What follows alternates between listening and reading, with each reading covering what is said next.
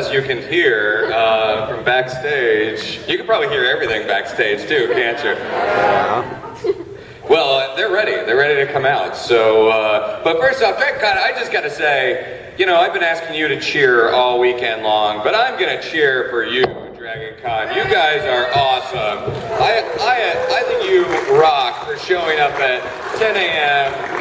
You're all bright up. Well, maybe not bushy-tailed. Of course, that Dragon Con bushy-tailed is not even a metaphor. I see a lot of bushy-tails out there. But still, I'm going to ask you, Dragon Con, Sunday morning, 10 a.m. Are you ready for some falling skies?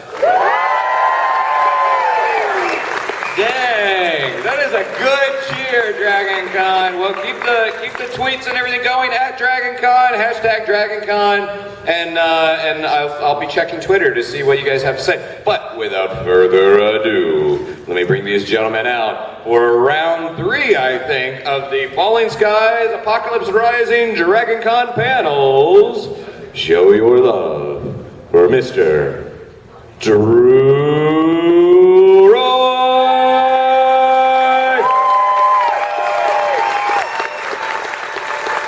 And keep it coming, keep it coming, keep it coming for Mr. Colin Cunningham!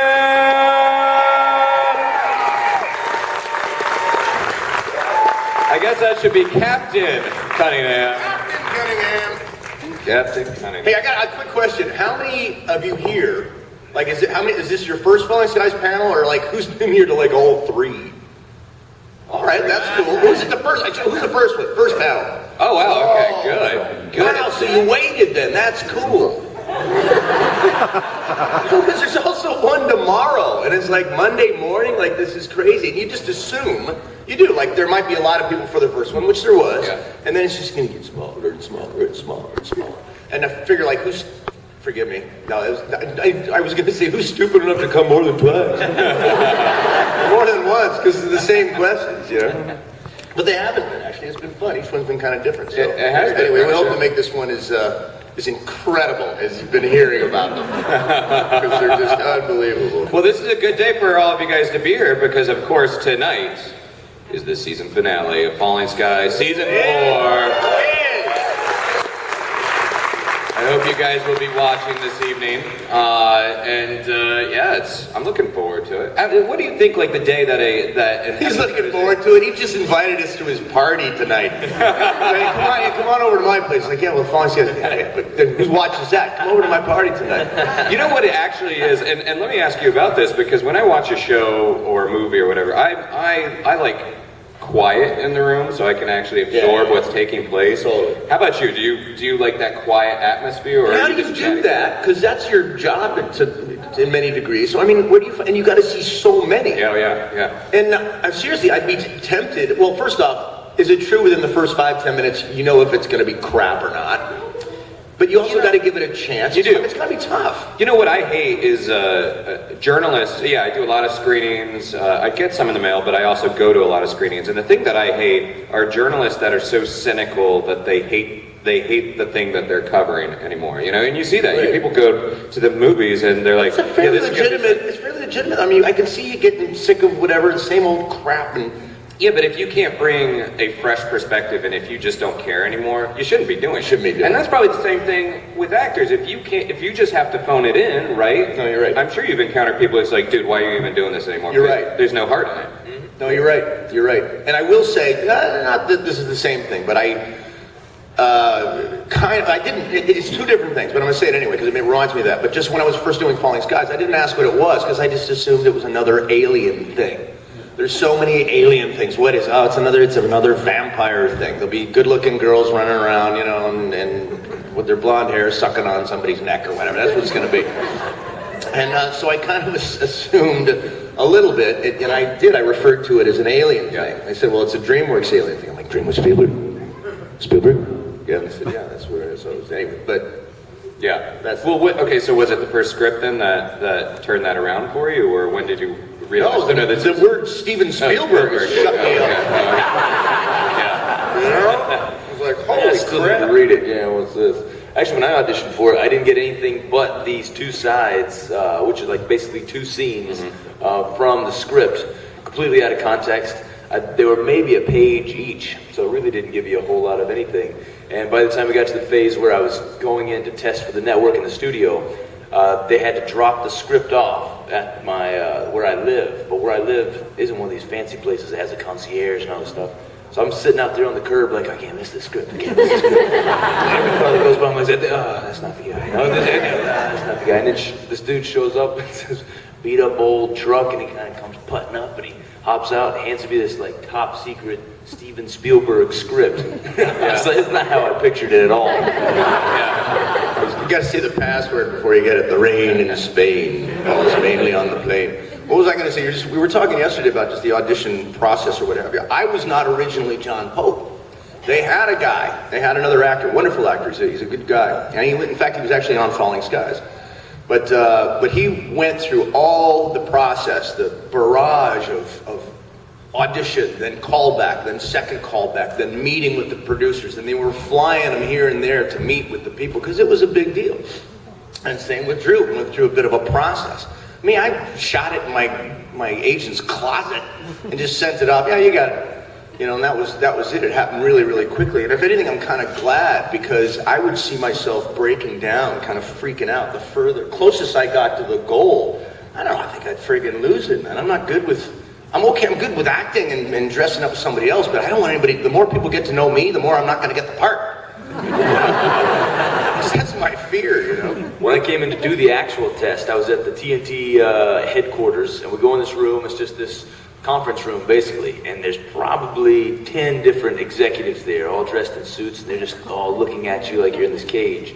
And it's me, the actor. Yeah, look at that guy, what's he gonna do? Dance for me, monkey. I don't like the clothes he's wearing today. Like, that's stuff you're thinking, they're thinking. So we get in there, and I've got to be working on a dirt bike in this particular scene, so I love to use whatever I can use in the room to do the scene. So usually all you have are your audition sides, pieces of paper, and a chair. I've made a chair a million different things. So on this particular occasion, it was a dirt bike. Flip that thing over, put it down. Nice. You can see everybody look at you like, That's is it pretty gonna cool, be dude. good or is it going to be crazy? That's pretty cool. Yeah, so- Were you not afraid of it bringing it really too low to the ground? I just always pay attention with the camera. That's wicked. Yeah. Or I get the camera guy to get on his really on good. his belly. What he just did. Wow. So we're in there, we're working on this dirt bike, and it's me and there's this other guy also testing for Hal. And then there's about 3 girls testing for the Karen character. So you could see, forgive me to interrupt, but you could see the other dude. You could see your We're all in the competition. lobby. Yeah, we're in the lobby just sitting man. looking at each other, Try being that. like, one of us is getting it, and one of us isn't. So I go in, and they had the other guy go first, and he goes with all 3 of the girls, and I come in, and all 3 of the girls are going to go with me, because they're chemistry testing. They want to see if you have that spark. But while this is going on, there's this other girl, and she had this really cute, flowing white dress, skirt kind of thing, and she was also in the room, and turned out it was Seychelle, who plays Lourdes. She already had the part. And the rest of us are just all like angsty and just nervous, and she's just as free as can be because she just found out the day before that she actually gets the part.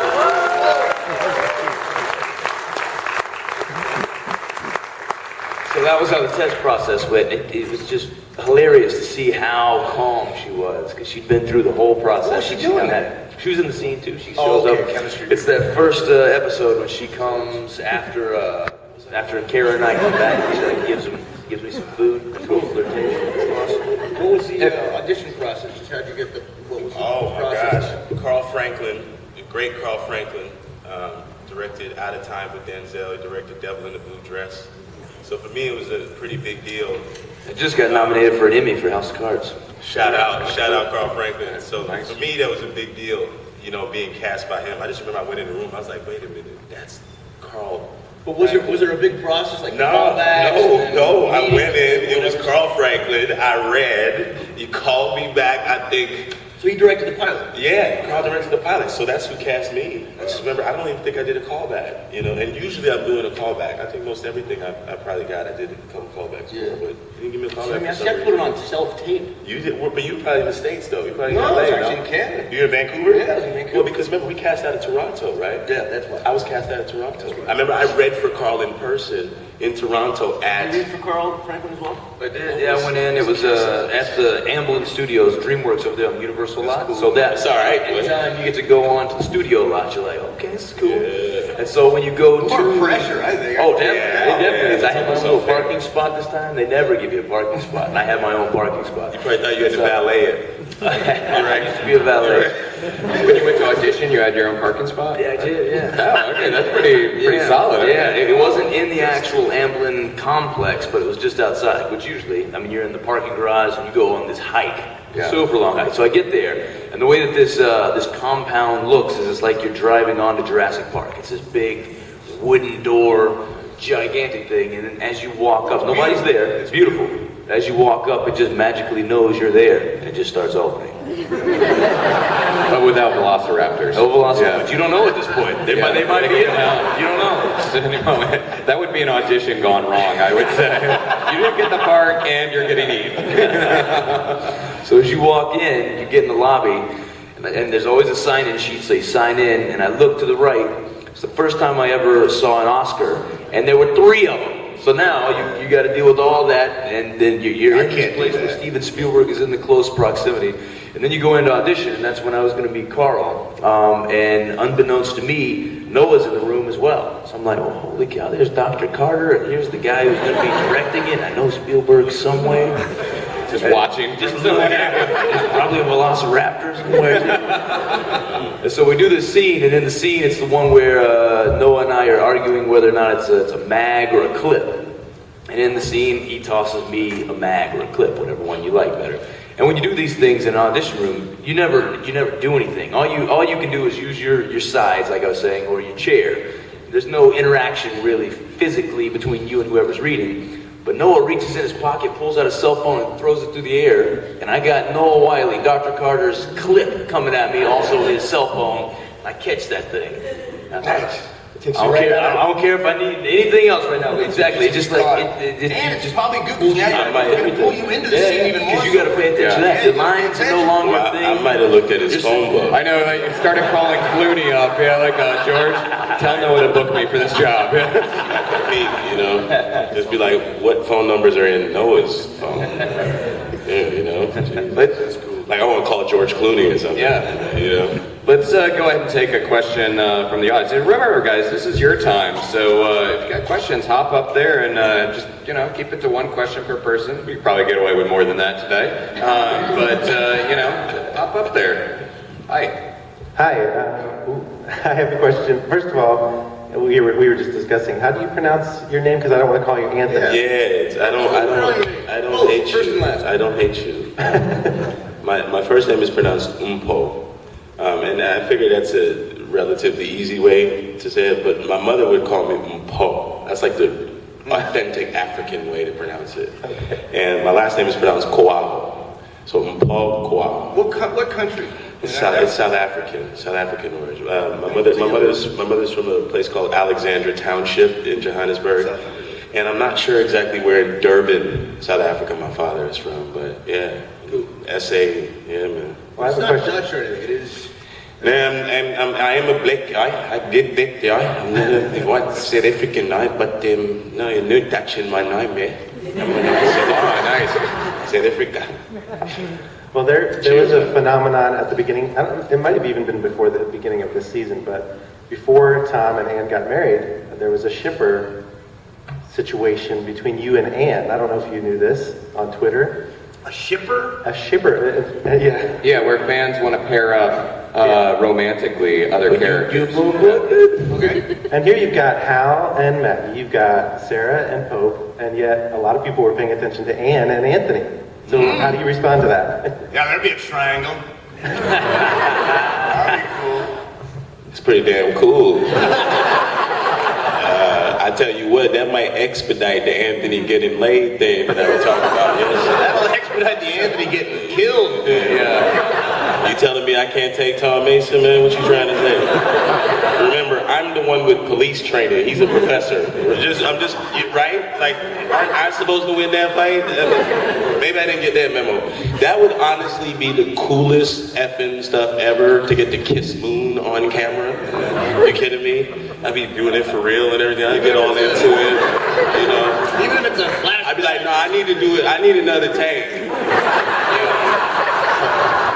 That would be pretty cool. He right? Like I'd be fudging tapes for no reason. Oh no, my leg, I wasn't on my mark. I did my left side of my mouth didn't, react like the right side of my mouth. I think that would have been awesome. I didn't even know that, so thank you very much for that. I'm so telling Moon next time I see her. And Brady's gonna beat me up. Hey, how many people here? We were surprised yesterday. We took a vote as to how many people had heard. How many of you have recently just found out that this is the last and final season of Falling Skies? Yeah. This happened for a couple of you. Oh man. Yeah, we were really surprised. Almost everybody's hand went up yesterday. And Drew and I we're not trying to incite violence or anything. We're just telling you this. But yeah, that's it. They decided to pull, which is it's a great thing. It actually is. I mean, that we were able to go as long as it's we not were. the episode that airs tonight. We still have a whole other season. There's one more season. September 15th. Yeah. We start shooting more. So that's a cool thing. So what's nice about that is that we get to wrap things up. And we're all actually really excited about getting back to work, more so because usually there's always that feeling of, well, are we going to come back? I wonder if we will. And there'll be no discussions about it. It'll be just like, let's do it. We don't know. Well, I think we've been kind of feeling that anticipation from the moment we knew the pilot was going to get picked up. It's like, well, what's going to happen? Is the pilot going to get picked up? Is first season, the second season going to get picked up? And I just remember us coming out at the same time as Terra Nova, and Terra Nova was supposed to blow us out of the water. Blow us out of the water! Terra Nova was supposed to dominate and go 5, 6, 7 years, and really we were the show that wasn't supposed to last, so it's amazing how things happen. So Falling Skies was not supposed to. Well, that's a testament. That's a testament to everyone that supports the show. Yeah. Well, let me ask you this: having a summer season slot, how do you think that has contributed to the success of the show? Has that been a good thing? Stuff I don't know. It's interesting because I read a lot of fan response. I read a lot of fan stuff. I don't ignore that stuff. I'm not scared of that stuff. And a lot of people say some really good things, and then a lot of the negative rhetoric that I hear is the gap between seasons and the losing of interest because we take so long to come back, and the few episodes that we had. So that's predominantly what I hear that fans don't like. We take too long between seasons and there's not enough episodes. Yeah. So, in the perfect world, we give you as many episodes as you wanted, but it's not that easy sometimes. We have so much post-production stuff on our show. It does make sense though, man, because there's not enough shows to really get enough people to tune in and watch. But could you imagine if we were doing 22 episodes a season?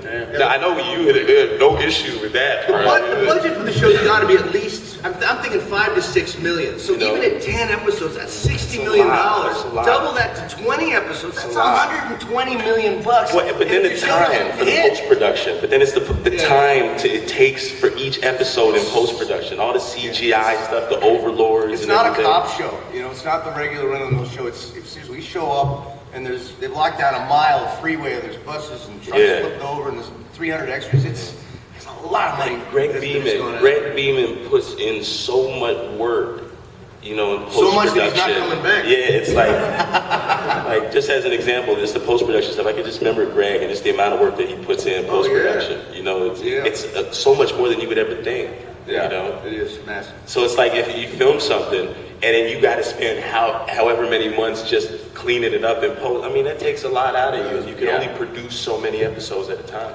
Well, that does reflect a changing business model anyhow, just like the smaller seasons overall, 10 to 12. That seems to be... I like those smaller seasons, but I like 15. That to me is a good one. It's a good number. Especially when in the beginning, we were doing a 2-hour premiere and a 2-hour finale. Yeah. So you're on and off the air within like a month and a half. 2 months. Yeah, But like we're saying, 15's good. 15 would be good. And with the show being so different for TNT, they really were going out on a limb doing a show that was this out there, that big. So it all makes sense. Yeah. Hey, we're going to season 5. All right. Yes, sir. What do you think about how many episodes are ideal?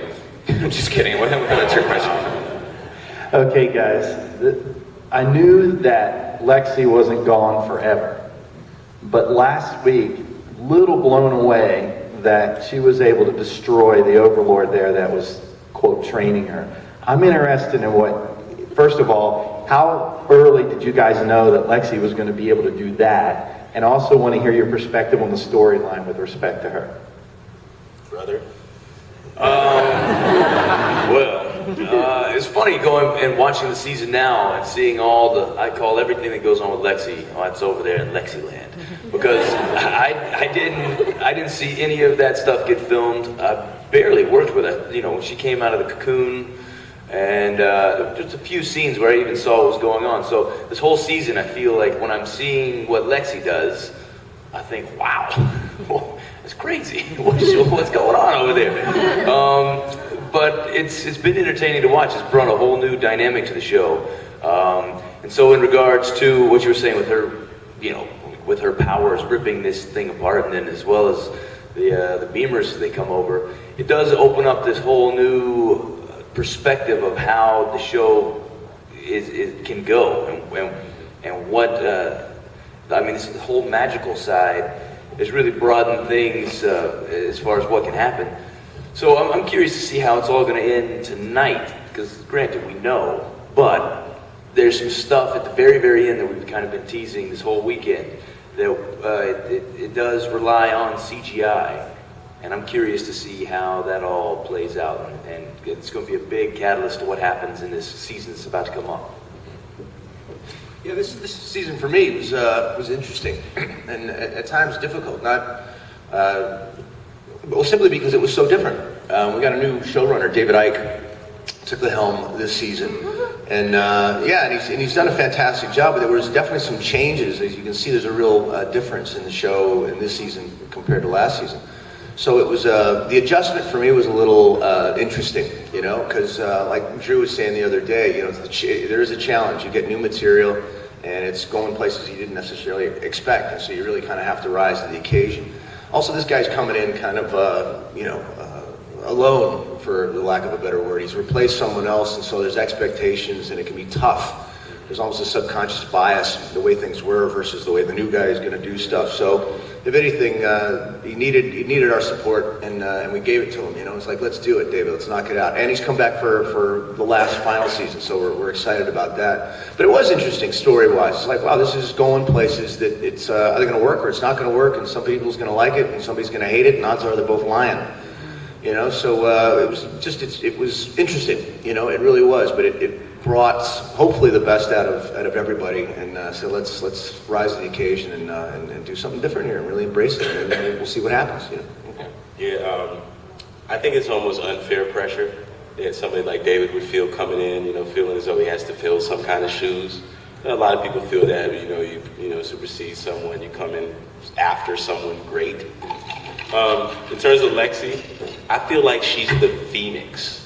Like, she's literally the Phoenix, and I think that's like the coolest shit ever. In terms of the storyline of this season, I think from the moment I found out David Icke was coming in, I had this like feeling that I just knew he was going to turn up our show. I just felt like he was going to come in and just add not only something new, but I just feel like he was just going to give us new life in a sense. And I just feel like he's brought so much to the show, just in terms of the amount of directions the storyline's going so far. And everybody's been like, wow, and just the amount of places. And I never knew the show was going to go this way and this storyline and that. So I think it's pretty cool, you know, to be able to just come in and first season you come in, just impact the audience in such a way and impact the show in such a positive way. You know, he didn't shit the bed. You know what I mean? I feel like he's improved the show. And I also feel like he's brought a lot of his Battlestar conglomerate to our show as well. So I feel like we have new fans now because of this gentleman. That's a good question.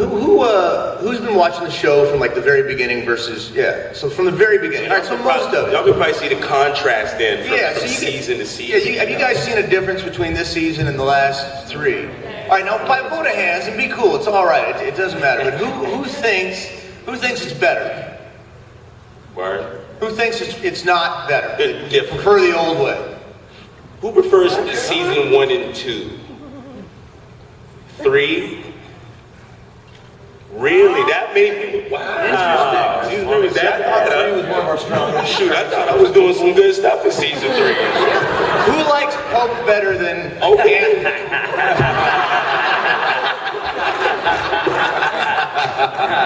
That's funny because before I Who came here misses today, the Pope and Anthony dynamic from season? Yeah, that was You feel me? Yeah, that was You know, cool. not That was giving him a hard taking the time. most you know? stupidest polls. Who likes cheese versus Jello? But I miss Pope. Those are a cooking. natural I miss Pope comparison. cooking.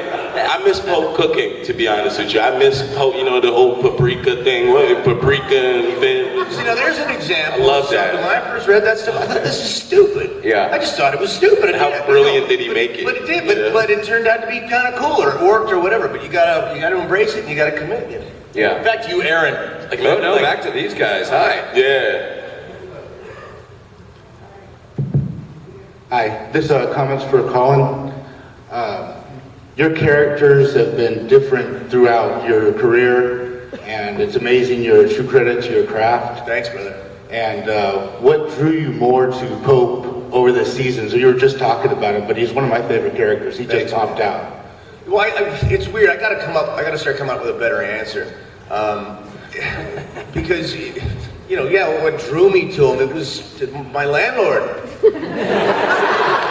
My landlord drew me to him, you know? Straight up. You know, they often say it's like, it's, I got criticized once, it's like, why would you do it was whatever it was, I think it was Elektra, and somebody complained about it. I said, why would you do something movie. so bad? That's a good movie. And I thought, well, first off, you don't know it's gonna be bad. I can't make it, or create it, whatever. But also, that's your job is to act. That's your job. Whether it's good, bad, or indifferent, that's your job. So, but I will say in terms of just, doing different things, I've always, all my favorite actors are like Alec Guinness and Peter Sellers and Lon Chaney and the guys that just morph and change and you don't know from one show to the next, and that's great. I saw Being There recently. That's great. It's amazing. Great flick, Jersey Kaczynski. But it was just that's just kind of how I've been. I like it.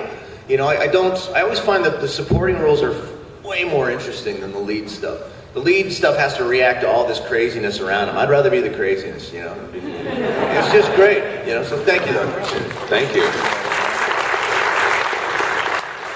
When you go on set or you first sign up for a job, what is the very first thing that either instills you with confidence or makes you a little bit concerned? Let's say from an EP or showrunner perspective, something that they can do that might make you a little bit nervous or Take control of the scene. Am I just feeding exposition to somebody else, or am I able to take a beat? Is everybody waiting to one degree or another, waiting for my answer? If they're waiting for my answer, I've got a better odds of succeeding, whether it be in the audition or in the scene, because then I can actually work. If I'm just barking back at someone else, or so the perp wore a leather jacket, yeah. And you saw him around 10 o'clock, yeah. I mean, there's nothing to play with that kind of stuff. And exposition is tough, but am I able to do something where I can take a moment and think about what I have to say, and everybody's got to wait for me? It's good. Then I feel like I can able to contribute something. I'd say when I first show up, seeing how that director or executive producer handles the pressure of what all is going on, because you can very easily push someone down, and you can see that in their eyes. But at the same time, that's just what a movie set is or a TV set is. And to be able to see how somebody's leadership quality comes out and shines, then I feel like it shows how they're going to deal with what you're saying. Are they going to be able to not worry that the clock's ticking and take that time to listen to what you're doing, as opposed to, we gotta go. Yeah. Just because you shoot all the scenes and you get all the words doesn't mean it's going to be good. You have to find those small little things in there that makes it compelling. yeah. I think for me, it's, a director handles all the creative stuff. A director, instills that confidence in me creatively, But a producer is supposed to make me feel like I'm part of everything. A producer's not supposed to make me feel like I'm number 10 on the call sheet or I'm number 2. It's supposed to make me feel like I'm just like you and I'm just like you and I'm just like you. And to me, it's up to a producer to do that. It's up to a producer to combat the politics. It's up to a producer to handle all of the bullshit and to keep all of that stuff to a minimum. Director, creative, producer, everything else. Hi there. This is for Colin.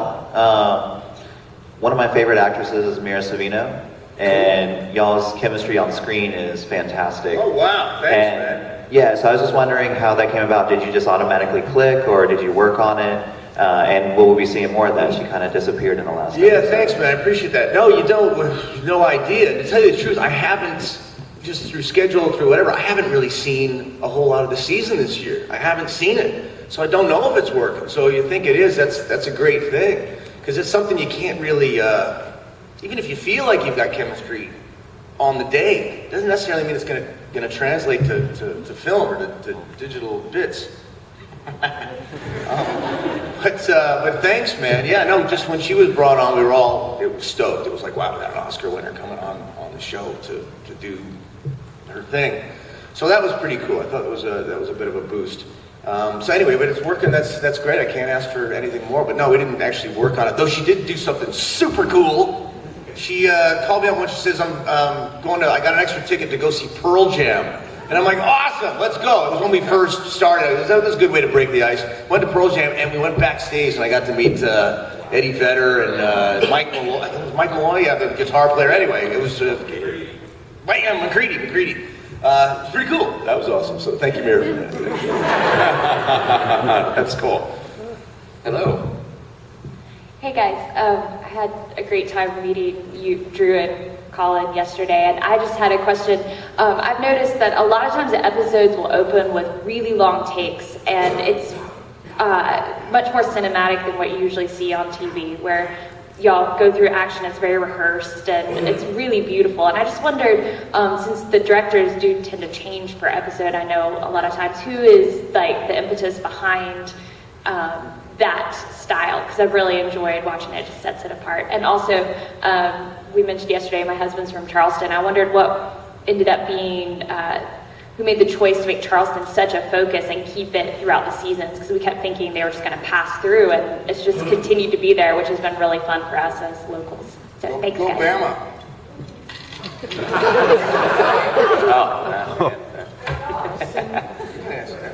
You're the closest to the area than anybody. Yeah, I don't know. Director that takes. Yeah, well, the long takes definitely goes to Greg Beeman. He was one of our executive producers and directors throughout, starting with the second episode. And he loves those long takes. Wonders.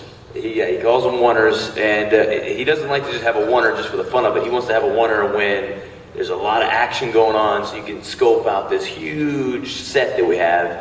And they are quite fun once it's all said and done. And some actors love them. I like to have the security of like doing a couple of takes and trying different things, whereas sometimes you have to have a little talk with yourself and say, okay, you might only get one take. You still got to be just as free as if you had a security take, because I might nail it at the beginning, and then by the time it gets down to the Anthony character, he screws it up. I'm like, he just messed up my take. And then I might screw it up in the beginning. But it's true. I might screw it up in the beginning, and then I think, it was fine, so they keep going, and it gets to him, and he just nails it, and that's the last thing that the director sees. He's like, that's it, let's go, let's move on. I'm like, That's the way I would have put it.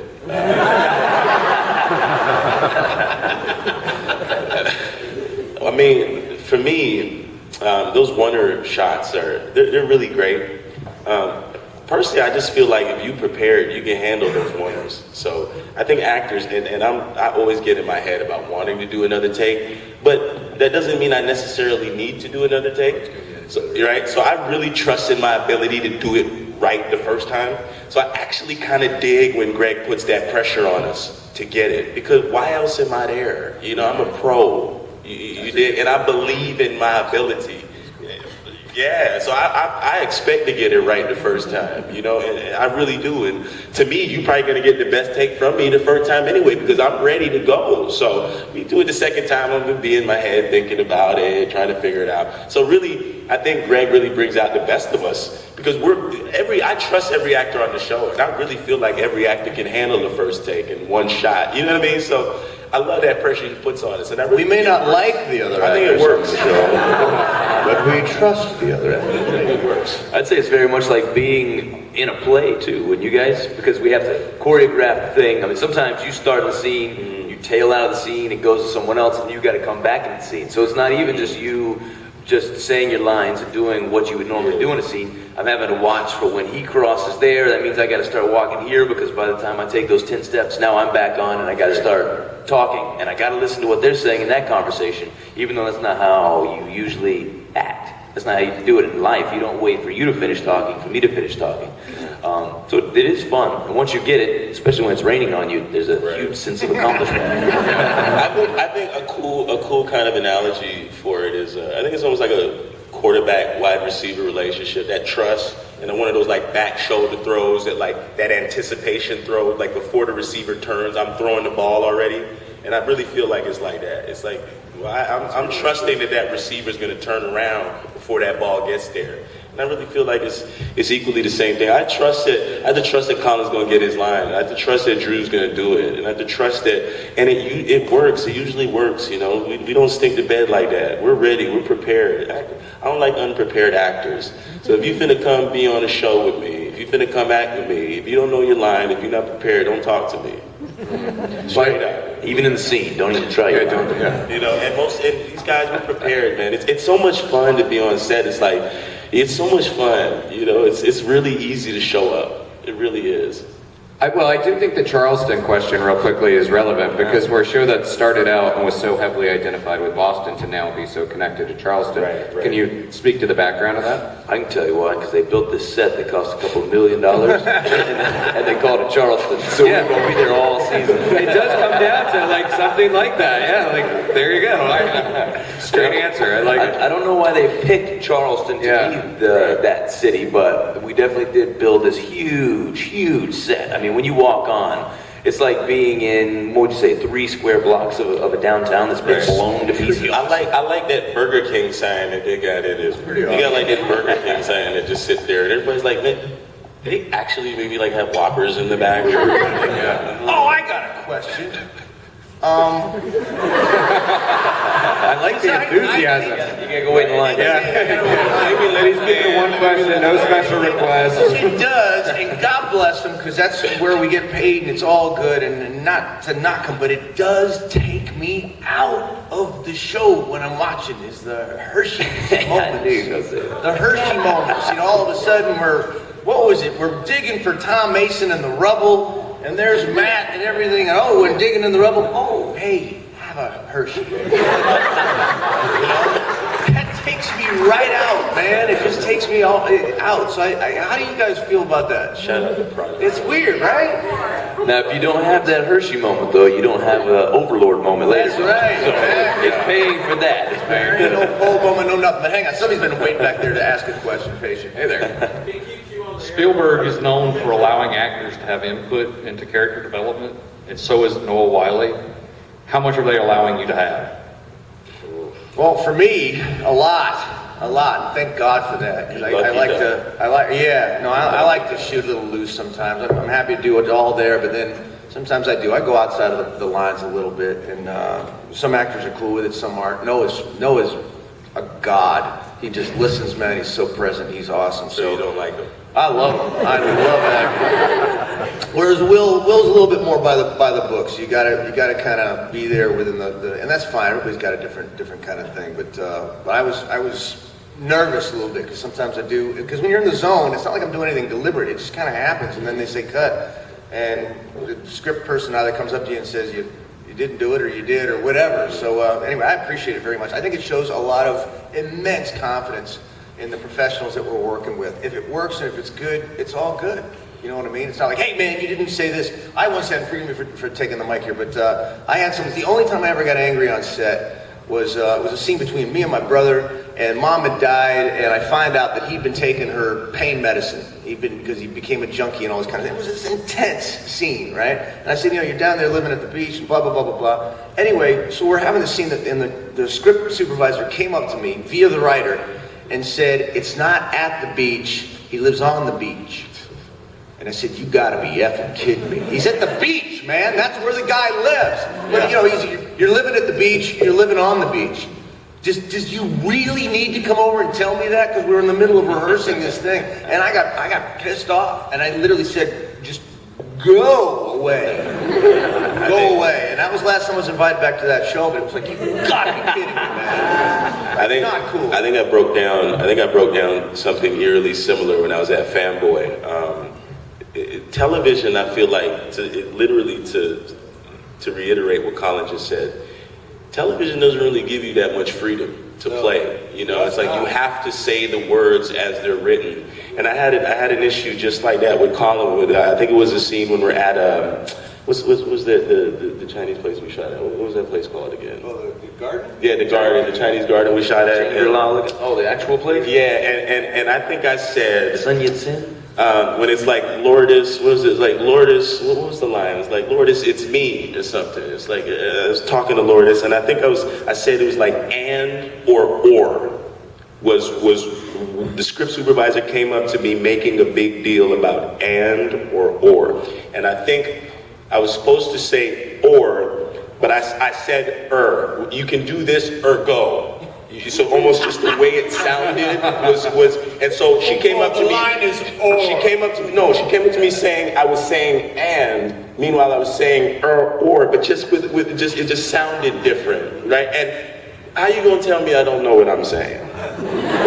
You know what I mean? Like I don't know that I'm saying or, but she's coming up to me telling me I'm saying and. So literally, I was not feeling the script supervisor that day. So. In terms of the freedom, I don't really think we're given that much freedom. Me specifically, I'm not given that much freedom, you know, creatively with the character and the lines and everything like that. But in film, every movie I've ever done, you could just go to town, man. And film is like real. Television, I feel like it's a bit kind of, right? It's a bit too scripted. It's a bit too, has to be too perfect sometimes. And I don't know if I'm crazy about that, you know. I dig film to where you can just do it as it should be done, as it would be. That's what acting is. It's like you want to depict it as it would happen. And television doesn't necessarily give you that freedom sometimes, unless it's HBO. I was mentioning to Drew, one of my favorite quotes is William Hurt. He says, as an actor, he says, we get paid to dignify crappy material. You don't get paid to act, you get paid to take this garbage and make it sound like somebody would actually say it. Or, you know, but I think that's one of the reasons why I came up with a lot of the character stuff early on, because I thought, this is crap. If I say this, so instead I got to come up with a funny voice or a weird walk or a crazy hair when I say it. That way the audience won't realize that this is shit. Note to self. Oh, yeah, that's good acting. Note to self. Yes, ma'am. Hi. Hi, thank you all so much for coming. It's so great to see you here. My question is for all three of you. With the final season coming up, what is one thing you would like to see for your character before the end? Tough question. Y'all jump, I'll go last, man. Anthony needs a last name. Welker, FYI. Welker. Anthony Welker. Have they said it on the show? Yeah, I think it was implied. Implied? You look like a Welker. Like you have a bit of Celtic in you. Welker. Black Irish. Anthony. What do you want to see? Are you kidding me? What do I want to see? I don't know if I need to see Anthony get laid. So, There's that hashtag. They put him with somebody. Tom walks in and Anthony's pulling up his pants and there's a Skidder laying on the bed.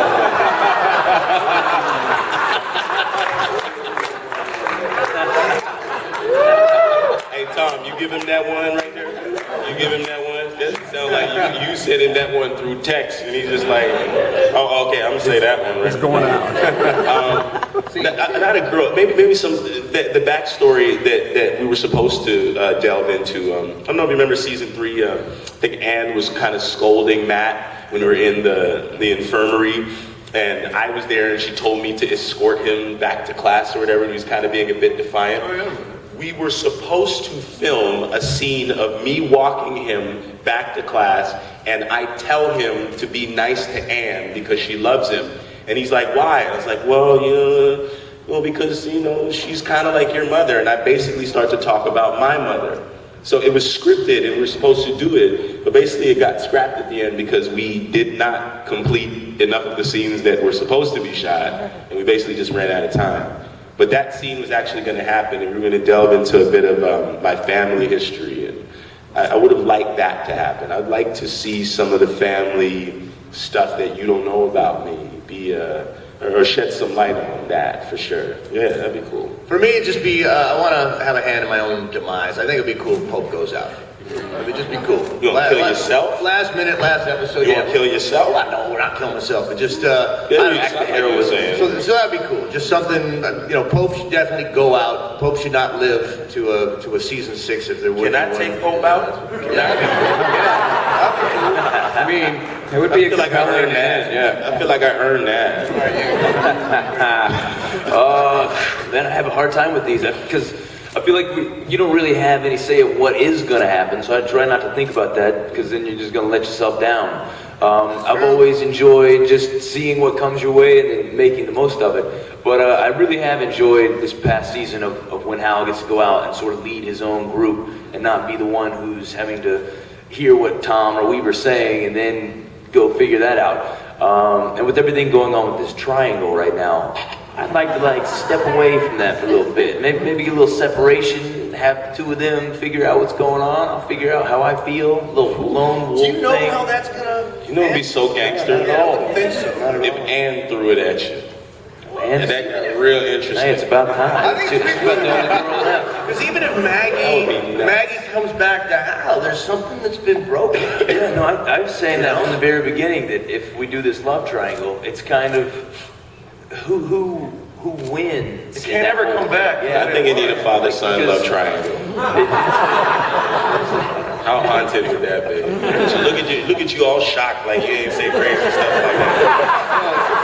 You don't say crazy stuff like that all the time. Your relationship with Connor's character can never really be the same either. I feel I can forgive Connor's character more easily than the Maggie character, though.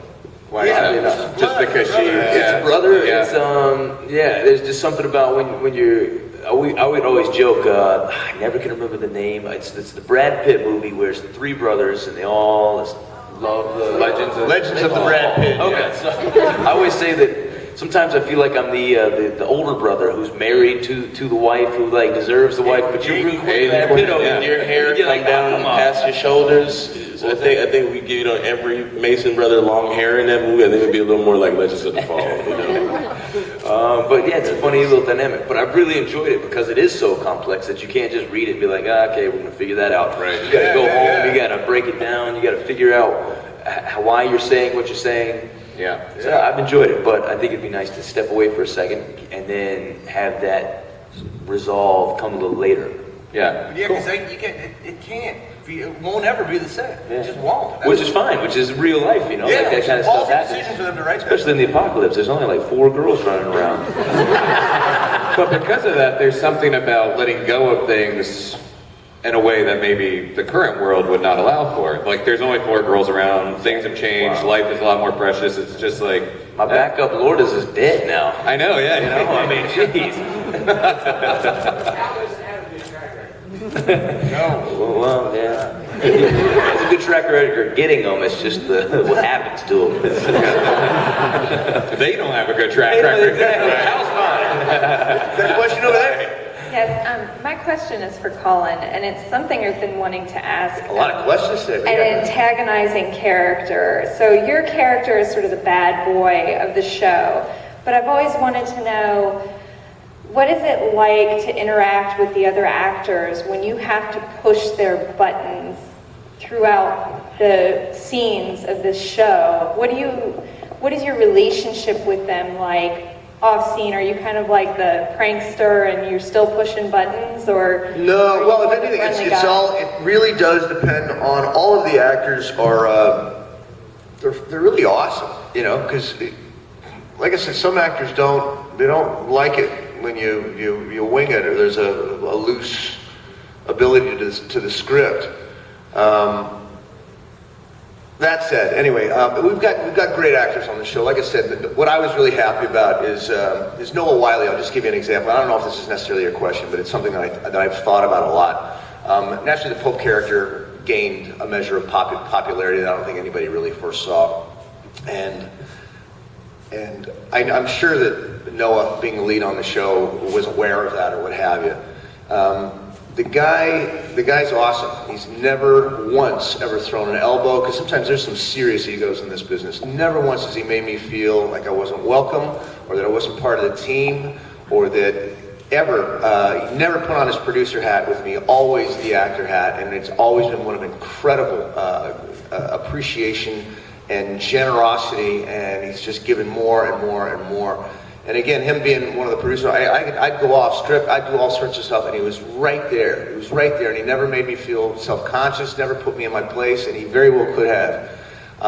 And I think that's true with all the actors on the show. Everybody's just really generous, really giving, and it's not about them. It's about the scene, it's about the show. And so I'm just honestly grateful, because I don't think Pope could have happened with any other cast.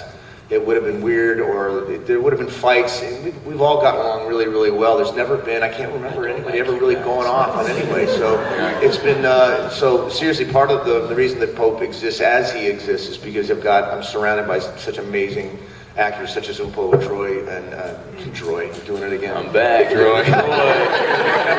and guys like Noah Wiley, who I absolutely tip my hat to. So thank you. Yeah. It does seem like a professional, it's when I visited set season 2, it seemed like, and correct me if I'm wrong, that Noah set a very professional tone to the set. The Coyote, there's an effort, he makes it look very effortless, I feel like. Noah, someone like he just shows up, but he knows everything. He knows the script inside out, and that's that preparation that I was talking about. If you're gonna show up, you better be prepared. And Noah is like prepared at another level, and it's just so effortless. I don't know how he does it either.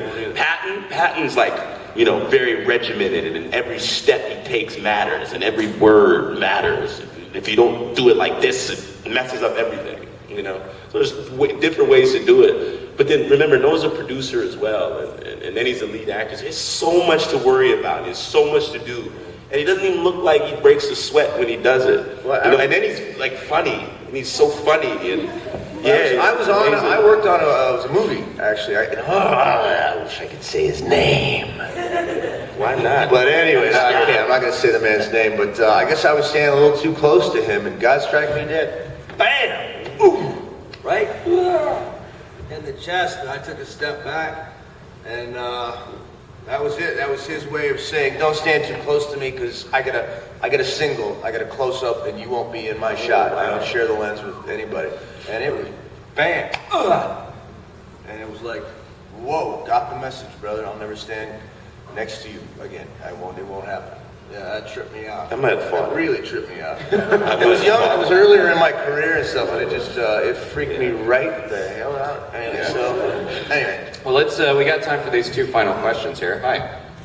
After being in a series, do you have a difficult time watching regular TV? Knowing how it's made and set up? I've always had a difficult time watching regular TV. I was just saying to Drew, we were both saying how lucky we are to be on this show. We got one more season, because we got to go back to basically, again, dignifying crappy material. There's a lot of crap out there. There's so much crap. And odds are, the next thing you see is, then it'll be crap. But that's what we do, we don't have a choice, so what do you think? I feel the same way. So you will also be in crap after Falling Skies? Just polishing up those turds. Well, I think also what you were meaning by that was, I could be wrong, but just knowing how a show is shot, seeing things and thinking, that must have been how they did this, or that must be how they did that. That's probably fair to say. And I guess to an extent, but I don't feel like it's distracting, because I feel like I watch everything in film critically, but more in like, how did they make that happen? How did that actor look so effortless doing whatever they did? Or how did they pull that shot off? Or wow, how did the camera make that move? And now that they have so much stuff going on with CGI, it's really hard. I mean, you might be shooting somewhere that, back a few years ago, a decade or so ago, if you saw a beautiful place, that means it was somewhere in the world. You could go there, you could see it. And now, Probably a big green screen. Burbank. I've been a fan of film and television forever. I'm a fan first, you know, and then I'm fortunate I've been in the industry for probably about 17 years. So I can remember when I first started and whatever film and whatever television looked like when I started, and like that transition to now, it's so much different than television in the 90s. You know, I just remember shows. It's so different, you know. So more than well, how does that look and how does that look? It's like I don't remember as much sci-fi on TV back then. It's just like predominantly sci-fi now. So I love television. I love a lot of shows. Yeah. Yes, sir. Final question. All right. This isn't really a question. I just wanted to tell that I just tweeted out to Falling Skies that Anthony needs to get laid. It's a thing now. It'll be a hashtag on, for season 5. I was just thinking that we've done 3 of these things. They've all seem to have gone fairly quick, and I think it's because of the energy of the audience and stuff like that. So, because actors they can yak anywhere. They can talk to a wall, and it's all good. But you guys have been really awesome. They're great questions, so thank you very much. We joked around that it was going to be a repeat after it, so I don't feel like every one of them. No. Yeah, I know, right? It's actually been taking a different turn, yeah. That's hilarious. Well, Dragon Con Sunday, you guys are awesome, and please Thank you. show your guys the fear love. Coach Long, Colin Cunningham, Drew Roy. Thank you, guys.